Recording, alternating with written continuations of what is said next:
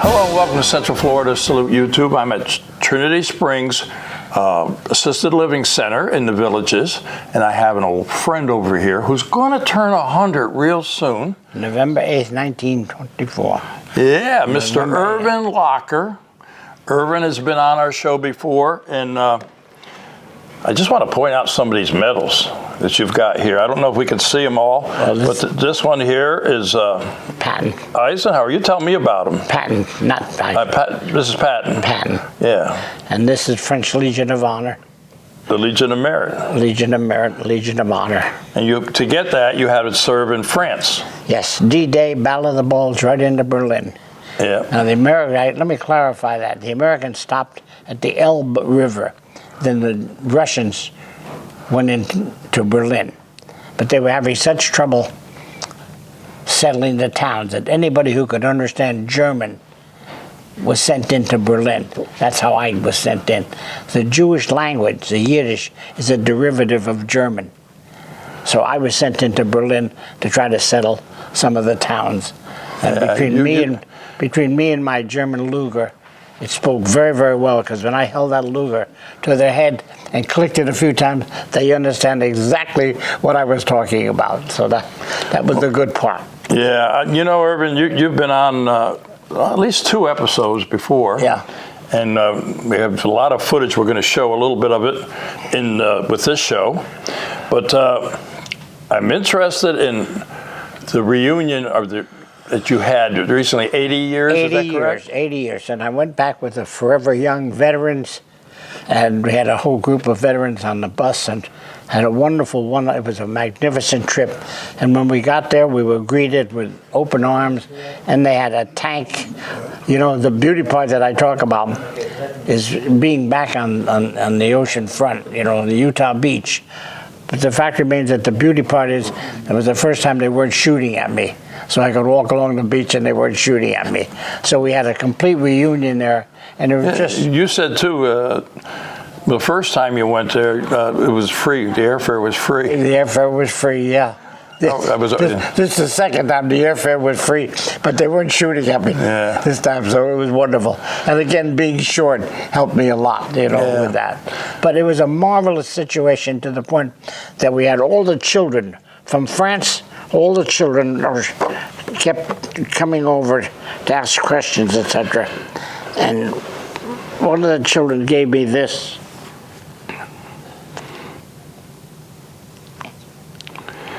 I am a child of freedom. Mercy, dear veteran. Mercy, dear veteran. So that's wonderful.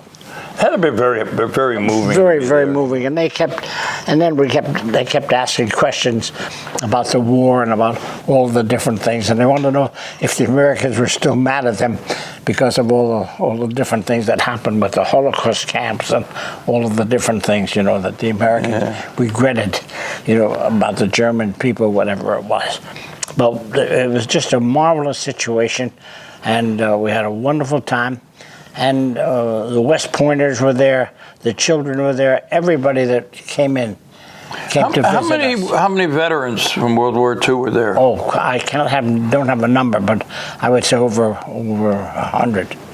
Yeah, because you know, obviously the years are going by and the numbers are getting fewer. Yeah, because like I said, I'll be 100 years old, and we're talking about 81 years ago, 80 years ago for the war, so it's quite a bit. Changed a little bit, huh? Yeah, just a little bit, not much.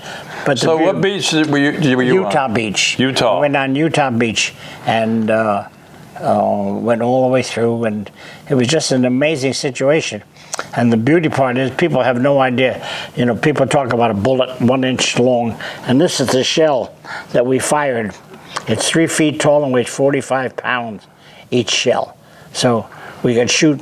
This was made because I was part of the 116th AAA Gun Battalion, anti-aircraft, anti-tank, and artillery. That was the title of the unit that we were with. And this is the shell that we fired. The guns were 9.5 tons. People have no idea when you talk about a bullet.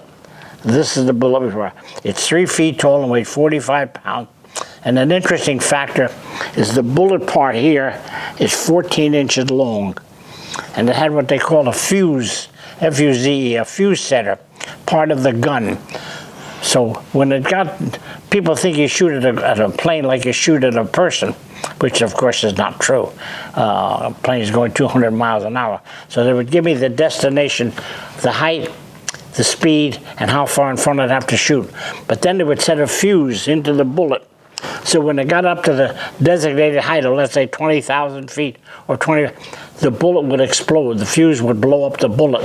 So now you got 1,000 pieces, or because we could go between my 4 guns 25 rounds a minute. So you got 1,000 pieces of bullet at the plane, hitting the pilot, hitting the plane, destroying whatever we could on that point. So that's how we did it. People have no idea about shooting, at a plane.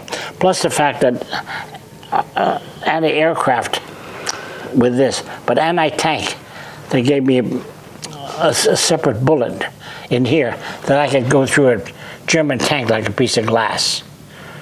Firing at But a tank. You hit the beaches first, and then later on you were with you brought your cannons in, because obviously. Coming in, of course, we came in on the Higgins boat, and and our friend Wally Lambert, remember him? Wally was a pilot. He was the sailor, the pilot of that boat. Whatever you want to call it. Yeah, and an interesting point I talk about it.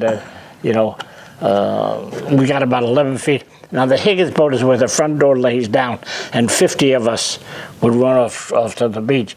But we got about 11 feet out, and the sailor said to my lieutenant, "Okay, get your men ready. I'm going to drop the door, And he took his 45 out and walked over to the sailor and said, "Listen, you take this in so my men don't drown, or you're never going to see your family again," And in my speech, I talk about the fact that's not really what he said, but I can't say it anymore. But the fact remains that that's how it took place. That is something, the story about D-Day, and we've talked about it before. When you went back, who did you go back with? How did that come about that you were going back? You didn't just call up the airline and say, "I'm coming back." You went with a group, right? I'm Forever Young veteran. Forever Young. Did they approach you? Yeah, they approached me and took me back with it, along with a whole busload of other veterans that they accumulated the same way. Did you know any of the rest of the others? Yeah, some of them. Yeah. Coming from one reunion to another, you get to meet. Oh, yeah. You get to meet many of the guys. But it was a wonderful trip because we had good company. And then, like I said, they put up in housing. They put us up in housing. So you weren't in hotels? No, the people. No, there were no hotels. They put up in housing. Oh, that's to that great. point within an area. And then we all met on the grounds above that. And we had tanks. They took us back and forth, riding on the tanks, riding on the jeeps, riding on everything we could, just to show people what it was, to demonstrate, Pretty good crowd? Oh, yeah. Tremendous crowd. And a wonderful thing happened, that one of the grandsons of one of the men that were in my outfit came to see me to talk about his grandfather, to see what I knew about his grandfather. And we talked about that. And I've got pictures of every man in my outfit. So, oh, really? Every man in my outfit, I got pictures of them. And it was treated like a family, it wasn't anything else. Because we talked about one factor, people said, well, what was in your thoughts going in on D-Day? Mm-hmm. And the biggest thought was the long life we thought we were going to have, could we end it in one little bullet? Yeah. 1 second, one little bullet, or whatever else it was, to that point. So we treated like a family, only to the point that we talked about one big factor. If we work together as a team, we're going to come out alive. If we don't, our chances are slimmer, So we had to try to make some kind of a rhythm to getting along with our men. Now, this is the first time you've been back since the invasion, right? Yes. This is the first time I've... It didn't look the same, did it? No, not at all. Not at all. I've been back 3 times before that, but not to Utah Beach. I went back for reunions. I was back with President Trump, and for the 75th each year it goes up that same way. So I've been back, and we had a hell of a record, and that's why I was back. It's not me so much, but it was for the record that we had.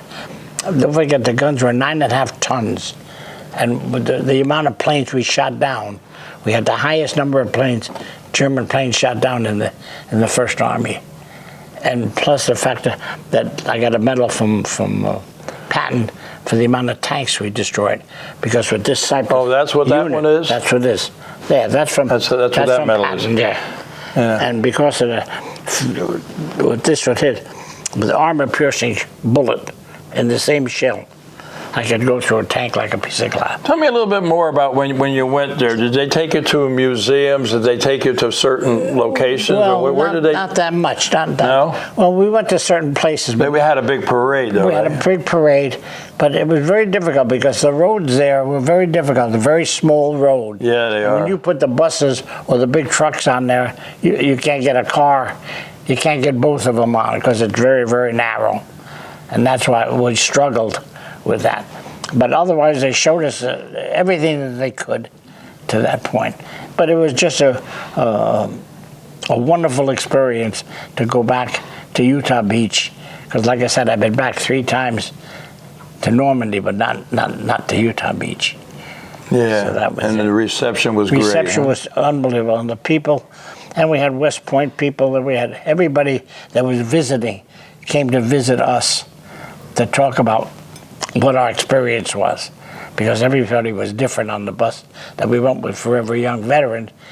They weren't from my outfit, so everybody had different outfits. What is Forever Young? Tell me about that. It's a wonderful organization run by a woman by the name of Diane Height, and it's just, they do wonderful, wonderful things for veterans. You know, it's the same as we have here in the villages. There's a woman called Marie Bogdanoff. We know her well. But she does marvelous things for veterans. She's unbelievable. Till today. I mean, we're talking about 80 years ago, you know. But she still does things for veterans, and she still has a great organization to the point that we all try to join in and help wherever we can. Had a great partner, too. Yeah, Catherine Wilkes. Great partner. Yeah. So whatever it is, it's all to help veterans. And even till today, veterans coming out, the women coming out of the service without a job, without this, a woman getting hurt, a woman getting wounded. You know what I mean? And, yeah, they have a project going, and we covered that a lot on our YouTube too, called Ashley's House. And but I want to thank you for coming on here with me. And like I said, we're going to throw a little of the old stuff that we did with you. Maybe something with you and Wally would be nice, because you have all that memorabilia. I have everything. Yeah, so we'll put it together and make a nice show of it. Okay, because I do lecture, because people have to know the freedom is not free. And that's what we talk about, the fact. And we try to get into the schools. We try to get into any place. So you go to the schools? No, we're not invited to the schools in Florida here. In New Jersey, I went school to school. Yeah, I usually do schools too. But here we're not invited, and I talked to everybody that I could. But so far, we're not invited to come in. Well, maybe that'll change, hopefully. Well, hopefully that'll change. Yeah. But Irving, I want to thank you. I love seeing the floor. Oh, by the way, I did a show. I'm going to mention it. I don't know if you knew this guy, John Paul Lamont Belafonte. John Paul Belafonte. And I went back to Europe. Well, we didn't go back. I mean, I went to Europe for the first time, and I went to where the Battle of the Bulge was and everything, and I brought a newspaper there with John Paul's picture on it, and he was supposed to get French Legion of Honor. Yeah, the French Legion of Honor. Unfortunately, I went to the museum, and I gave him the paper where he was in the newspaper and everything, and I talked about him. I got on the plane to come home. His daughter called me, said he was passing away. I got there. I gave him a couple of souvenirs, but he was pretty much out of it. I hope he heard me, but he did not get it. But the French government did after he died, which is unusual, because the paperwork was in, and his daughter got the French Legion of Merit Awards, Yeah. and so I know he's in heaven and he's happy Yes, about it because that's a pretty high medal. Yeah, that's a high medal. That's the highest you can get, from what we understand, the French Legion of Honor. Yeah. Well, anyway, I want to thank you. It's good seeing you again, my friend. My pleasure. Thank you know, you so and much. you're going to turn a big 100. Okay. Oh well. 100 years old. Yeah. We're going into the Savannah Center for a birthday party for our friend Irving Locker, 100 years old, and he's a D-Day warrior. I love you. Everybody sing happy birthday to Mr. Locker. Right now, stand up. Happy birthday to you. Happy birthday, Mr. Locker. Happy birthday to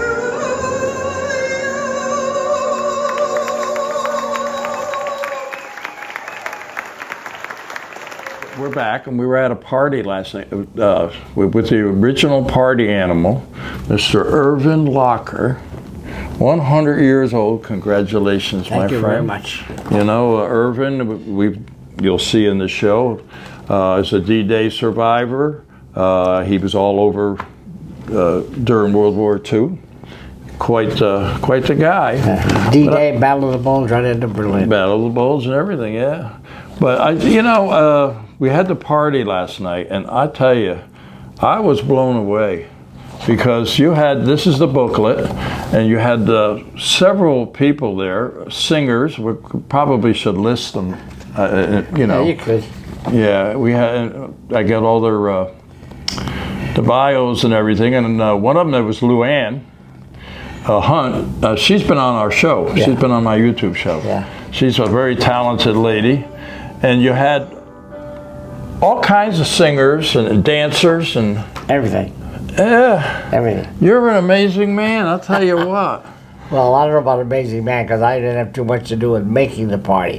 It was all made for me, Yeah. and it kept me in the dark, so I didn't know who, what, when, and how.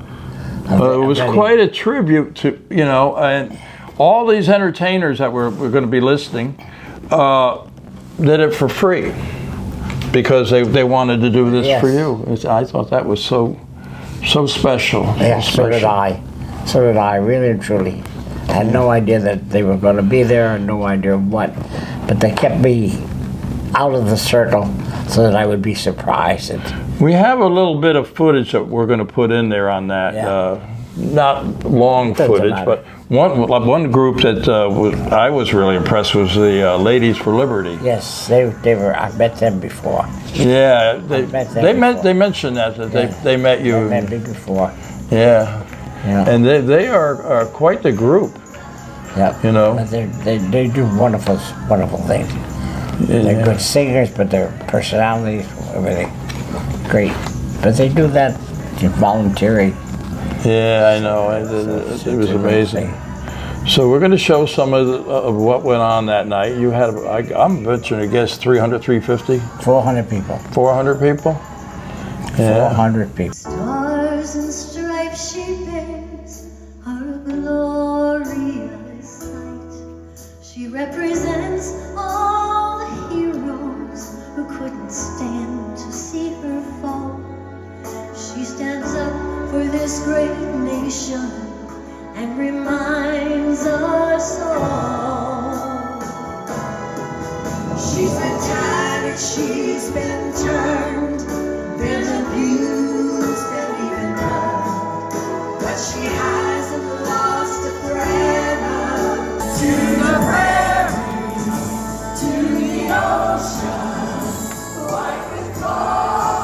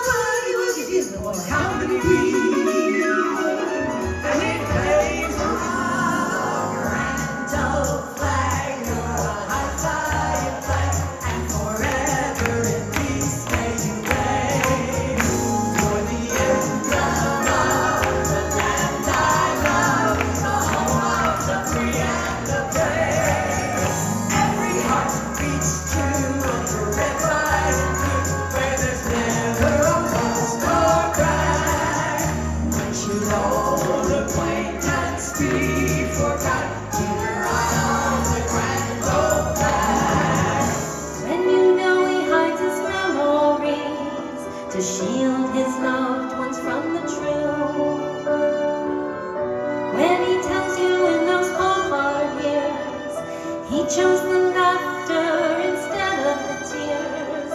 That's how you know. Come on, he's a hero. So one day I was talking to Irving, and we were talking, and I can't say what they say in the Army, but when you're getting taking fire and bombs are going off and all this sort of stuff, they call it in the, I'll just say stuff. You're in the, you know the word. And so I said to Irving, you know, man, what did you do? All these bullets flying around and you're in the stuff. And bombs are going off, and most of you all know Irving, he's got that kind of grin. So I noticed him, he's kind of looking down at my feet and kind of grinning and looking up at me, looking back down and kind of smiling as I'm talking. And I go, well, what did you do? You know, all those bullets coming at you. And he's looking at me and he goes, you know, he said, I find a fella just like you and get behind him. Talking bad about the way they have to live here in this country. Harping on the wars we fight, they're griping about the way things ought to be. Well, I don't mind them switching sides and standing up for things that they believe in. But if you're running down our country, man, you're walking on the fighting side of me. Oh, died to keep. If you don't love it, leave it. Let this song that I'm singing be a warning. If you're running down our country, man, you're walking on the fighting side of me. Well, I read about some squirrely guy who claims he just don't believe in fighting. Maybe I didn't love you quite as often as I could have. I got you, babe. I got you, babe. They say we're young and we don't know. Can't pay the rent, but our pot is very low. I guess that's so we don't have a pot. Least I'm sure of all the things we've got. Baby,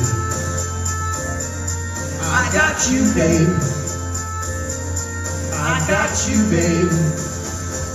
I've got flowers in the spring. I've got you to wear my ring. And when I say you're a clown, and if I can say when you're around. The thrill of a lifetime, basically, at 100 years old. What are you going to do for your 200? They'll work something up, believe me. As long as I'm in good health. Yeah, I don't mind living to 200 as long as I'm in good health. Yeah. Like with 100, you know that, and living in a place like this where everybody is crippled up and everything else, you know. So Well, you got to keep going. That's you got all. to keep going. You got to keep doing. And the secret of the 100-year video, you did a video there. I don't know if we have that or if we can get it, with you and your wife, and that was hilarious. Yes, it was. I'll tell you, You mean she's the joke? huh? The joke. Yeah. Yeah, well, we start off that way when we go out on parties and different things. That's how we start off with the jokes, and so she's involved with it as well. You guys been together a long time, huh? 75 years. Oh, wow. 76 years. Wow. And I still tell her every day how much I love her, so it's good shape. Yeah, I have a wonderful life. I thank God every single day for what I went through. I never thought I was going to come out of that war alive. Yeah. And to come out and in good health and to be able to be dancing and partying and everything else. So I got a lot to be thankful for. Yeah. I've had a very good life. You know, I think I told you this story. My uncle was in on D-Day, and he was awarded Distinguished Cross for heroism on the beaches of D-Day. Wow. He got wounded in the leg, and he took out a machine gun, and he was on his way to take out a pillbox. Flak hit him in the eye. He laid on the beach and that was it. He was, he came home, and we had a wonderful life together. It's on my YouTube. I talk about it. Yeah. And he and I were supposed to go back together. I think about my uncle, and what you and all those guys went through. What we went through. Never thought I'd come out alive. Yeah. Especially when Rommel put mines into the ground, And the big thing around that is he put great big signs every place you looked. Achtung Minen. That means attention mines, to throw us off, to confuse us, to do different things. Oh. So it was a very difficult So you didn't know whether there was one there? Didn't know what Obviously, they wouldn't put one to tell you there's one there, right? No, they wouldn't tell you if it was there. But basically, interesting point is I was a staff sergeant, so when we got a march order, I'd get my guns ready, and then I would have to go to the new field, because when my guns would come in, I would have to place them 1, 2, 3, and 4 into the field, into the direction that we needed. And I'd get there, and they'd pick a sign, the officers would pick a field 15, 20 miles away, and I'd get there, and there's big signs, Achtung Minen. And what do you do about that? You sit there and you look at it, and you look at it, and you look at it, and you say, well, my men are coming, and I gotta save my men regardless of what. And I would go through that field, and thank God it's when I came out. Yeah. But that's a lot of it had a lot to do with it. Plus the fact with the way they were shooting at us and everything else. Yeah, I walked the beaches of Normandy, and I talk about my uncle. You'll see it in the video that I gave here. But what amazed me was like their guns, their big guns. They were so far away. We had to take a bus to get to where the Sure. And how they had stuff hidden underground, and the other part with the trench war. Not the trench war so much. I mean, you had to go through where the bombs blew up. Yeah. And then you had the shrubs. What do they call that? Hedge war. Yeah. They'd be hiding in the hedges. Yeah. It's amazing what you guys went through. Amazing. I'm so happy that you're here, that I could talk to you. So am I. I'm a lot happier than you are that I'm here. All right, and I thank you from the bottom of my heart. Hey, I thank you for what you did, brother. Well, I'm very lucky to be alive, and I thank God every single day. I go to the churches, and I lecture. I still lecture, I lecture at the churches, and the priest would come over to me afterwards and say, if I could get my congregation to thank God the way you do, rather than once a week trying to get them in to thank God. But you have to go through an experience. You have to go through it and appreciate what happened. Believe me. Yeah, that's kind of why I do this show. And when my friend over here, she works with me, we do this because we want to try to educate young people and remember the sacrifices of the men and women who served this country. Yeah. And it really, you gotta do history. You gotta tell the world about what went on. There's so many things that went on that people have no idea. Yeah. Everything had to be brought to us: food, water, ammunition, medicine. I would send during the Battle of the Bulge my supply sergeant over to our own dead men to take the boots and coats off of them, because you dig a foxhole, you crawl in, and 60% of my men were deaf in both ears from the shell that we fired. Don't forget, the shell was 3 feet tall and weighed 45 pounds. It's such an interesting thing, and that's why I put out a YouTube to try to send to the kids, to try to send to anybody to find out what it was. And that's before computers. People can't imagine. You think you shoot at a plane like you shoot at a person to that point. And yet, with the radar, the way it worked out is an unbelievable situation. Yeah, The shell was 3 feet tall, but the bullet part in that shell was 14 inches long, and had a fuse setter in it. People have no idea. So when we were going to shoot it, it would set the fuse in that shell. When it got up to 20,000, 25,000 feet up, the shell would explode. So you got 1,000 pieces of metal hitting the pilots, the planes, destroying whatever we could. people have no idea what we talk about shooting at a plane 20,000, 25,000 feet up with 4 computers, mathematical. Yeah. Yeah, it's amazing. Job that they did. So it's amazing. But that's what we talk about. So people get an idea of not only what we lived through, but the fact of how we did it. Shooting at a tank, I can blow up a tank like a piece of glass, you know. And even when one of my men, one of the men in battalion headquarters, kept a chronological order of every single day of just my company, B Battery, so that I could tell you every single day where we were, what we did, etc. Even to the point that we saved troops from annihilation. We could shoot 5 miles out with that gun. Wow. With the French directing us left, right.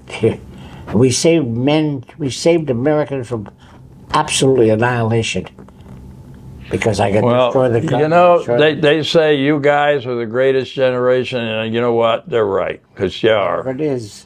You are. Whatever it is. But these are the stories that we try to tell people, you know, not just a war, but what we try to do, you dig a foxhole, and I have to tell you the same way. A guy like you, I start every one of my lectures. I'll pick a big guy like you and say, well, you know that I stand behind a guy like you and say that's how I wasn't wounded. Yeah, I know. And digging a foxhole, I was asleep an hour before you get your tuition. And everybody wanted to be little at that time, Bob. When I got to those big guns, the guns were 9.5 tons. When they saw me coming with a little guy like you, what are you doing there? Then everybody wanted to be little when we hit that war. Because when they're shooting at you, it's an amazing situation. Well, Irving, listen, we could talk all day, but Yes, we got a lot of footage that we're going to put in there. Okay. And we're going to put some footage of your birthday party. And I just Okay. we sent you my partner and I bought a little something for you. I haven't opened it up. I haven't opened it. I know. You told me you haven't opened it. I think you really like it. Oh, I love it. But when you go, where's you stuff it in your room? Oh, it's in my room, yeah. So when you go to your room, check it out. I will. It's a bag. I will check it out. You know. All right. Again, I thank you. Well, we got to go because I'm ready. this is going to be a long show, you know. And we make that lady do all the work. You know, Yes. she got to do all this editing and Yes. stuff. And so we got to get her. Well, I thank you again for all you do, and you. It's good seeing you again, my friend. My pleasure. Thank You know, you so and much. you're going to turn a big 100. Okay. Oh, well. 100 years old. Yeah, God bless you. Listen, we're going to say goodbye. Ready? Okay, You know how we ready. do it. Yes, To all sir. our veterans out there, our active military and their families, we salute you for all you do. Straight. Till next time. I thought it would be nice to have 2 of these young fellas and come down here and talk a little bit about World War II. This is one of those magazines, Life magazine, Our Finest Generation. They were talking about you 2 guys. And my uncle's book, he was in the 100th Division. That was a Connecticut division. He later on was transferred into the Big Red 1, and he hit the beaches of Normandy, where he was wounded twice and received the Distinguished Cross for heroism. Of course, this is a little from a calendar. I blew this up. Those are the big things during World War II. You remember these kind of the calendar pictures? The pinup girl. Yeah. The pinup girls. Yeah. You remember you were Asco, yeah. Be careful, your wife's over there. I married. Oh, Hey. let me see. Yeah. Yeah, looks like her, don't it? You fit right in there. That's right. Yeah. So Dude. yeah, yours too. Oh, that's right. Here's yours. Okay. But anyway, this is a Corsair. This is a magazine, kind of a collector's item. It's D-Day, the Normandy. It's a special issue with Eisenhower on the front. Book about D-Day, and as we look behind you there, that is a painting off my wall, which is going back on my wall, about Normandy. Does that kind of look familiar, fellas? Yeah. Yes, it Unfortunately, right? certainly does. And underneath there, Robin Walker, that was her father. He was with the 42nd Rainbow Division, and that's a map. And we'll talk a little bit about that later. But they were a big part of World War II. You guys know about the Rainbow Division? Yes. Okay, well, They originated in World War One. yes, that's true, In yeah. New York City. That's why you're my historian, Wally. Okay. Let's move on down the table there. And There's a map here. See these poles? See these poles? The landing craft Landing obstacles. craft obstacles. They had all these poles with mines on them and barbed wire. They thought we were going to invade with at high tide to bring our ships right on in. When our plane flew over and saw all these poles along the beaches, they had to cancel that, and we came in at low tide. That extended the beach another 300 yards, and we took a bigger beating. But if we had come in at high tide, they would have blown us right off the ship. Wow. So we have Irving. There's one of your books over there. Your photographs. Okay. This is very interesting. One of our men in headquarters, we didn't know about it, wrote an everyday Journal. a journal on every single day of the war of our battalion. So I could tell you every single day where we were, what we did, and everything else. Right from 1943 right on to 1945. Every single day of the war. So I've got a complete, absolute chronological order of every single day of the war of my battalion. What are these here? Well, these are down. One of my jobs, basically, I was a staff sergeant. When a plane came down, when we shot down a plane, regardless of who shot it down, if it came down in an area where I was responsible for, it was my job to go out to make sure that the plane wouldn't fly anymore. We'd put a hand grenade in, and if the pilot was dead or not, we captured the pilot, looking for maps and looking for any place that we could see where the other Germans were. So I took, every one of them had daggers. I brought it out with the swastikas on them and everything else with that. And that's one of your prized possessions there. You talk about this one here in the film, but I just want you to show it to everybody. Okay. For the people that are here today, you're looking at a real piece of history. 1915, original. When we shot down the plane, the handles broke. So I had the Germans make me ivory handles with my name on it. But this is original 1915 German Luger that I carried every single day. Plus the fact that this is so interesting as well. Every day of the war, I carry this, which is a U.S. unit. Because when they're bombing and strafing, you jump into a hole. If a German's in that hole, one of you are not coming out. So I carried this and it saved my life. That flag, you talk about this flag in the video, but I just want people to see this flag because this is real history here. And how old is this flag now? Well, it was 80 years ago. 80 years ago that we. Wow. Yeah. So that, And you got this picture here, but we're going to see that in the video too. Video. Oh yeah, I recognize this one. Wally, you recognize this? Does it look familiar? Yeah, it sure does. Yeah. I wonder- You can only get that if you were a survivor. You know, I did a show with other guy who won that, and he was awarded that. But you had to be alive to get it. You couldn't get it posthumously. Let me explain about the flag for 1 minute, please. Yes, sir. The Americans stopped at the Elbe River.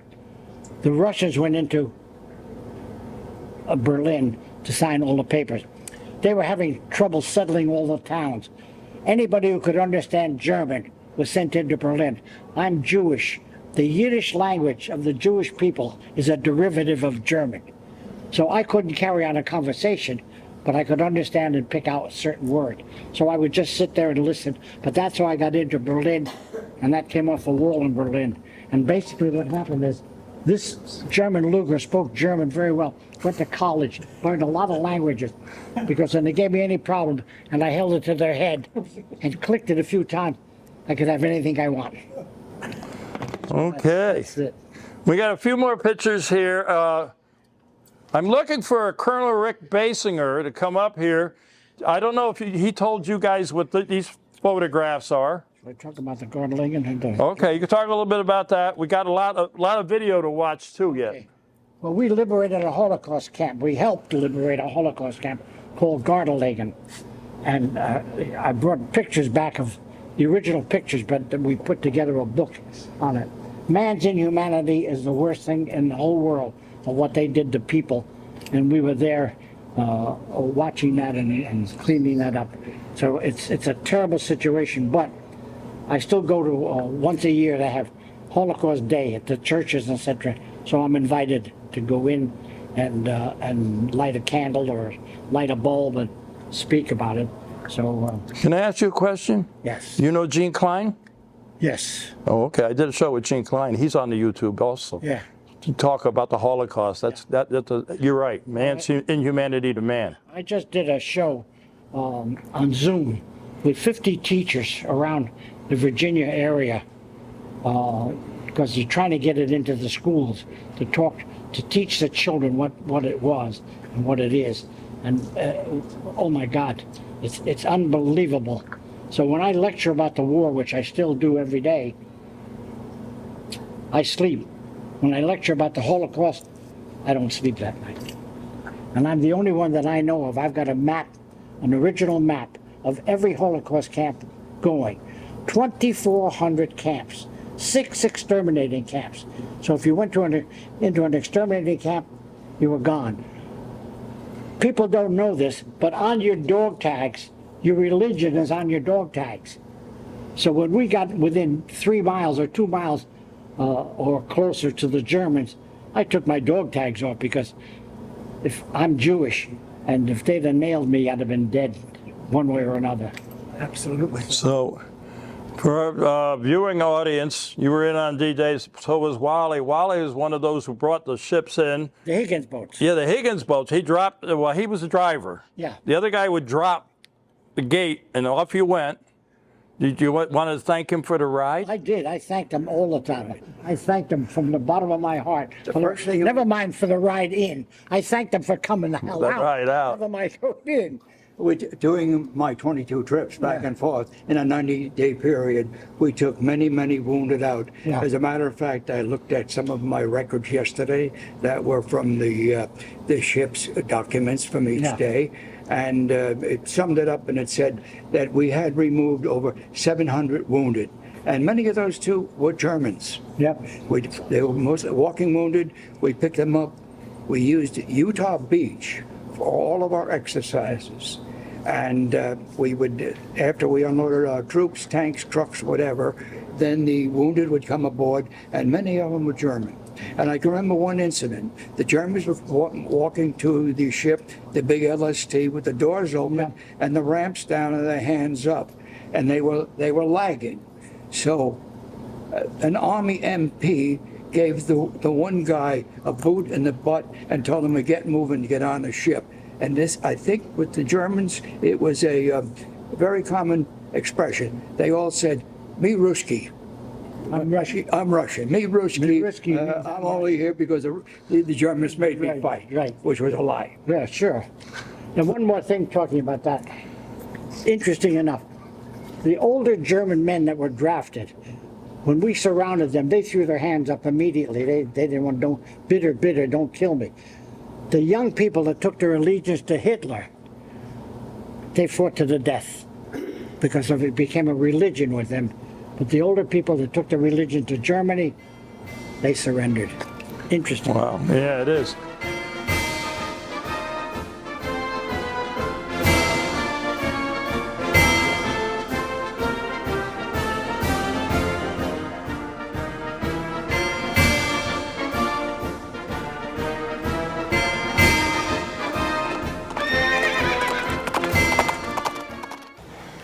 Today I'm at AMVETS Post 2006, a major sponsor of Central Florida Salute.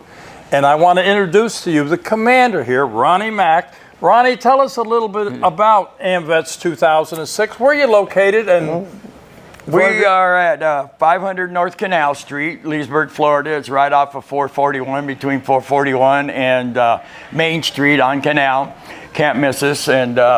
And we're a veterans organization, along with, we have an auxiliary, and we have sons of veterans that are related some form or another to a veteran. And we do a lot for a lot of charitable donations and stuff to charities in the area and in the county. And we're a major sponsor to Central Florida Salute. We're proud of it. We're glad to be. You guys do a heck of a job, and we'll sponsor you as long as I'm here. We're going to sponsor you. So. Well, I'll tell you what, we do. Sue and I really appreciate it. We're a two-person operation, and what we try to do with education and supporting our veterans community, and you supporting us is major thing. It's major. We're glad to do it, Bob. We're glad to do it. And you have sons here, you have auxiliary here.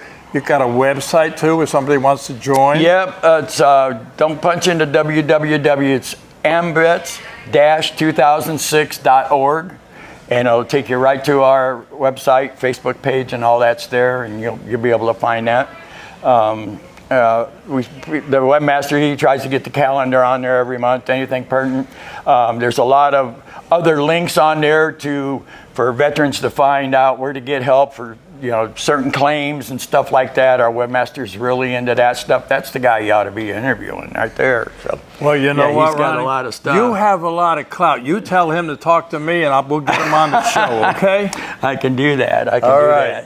But I just want to, on behalf of Sue and myself, we want to thank AMVETS 2006 because you guys are the major players behind us, and we appreciate it. But we just wish we could do more. We really do. Thank you. Thank you. You guys are awesome.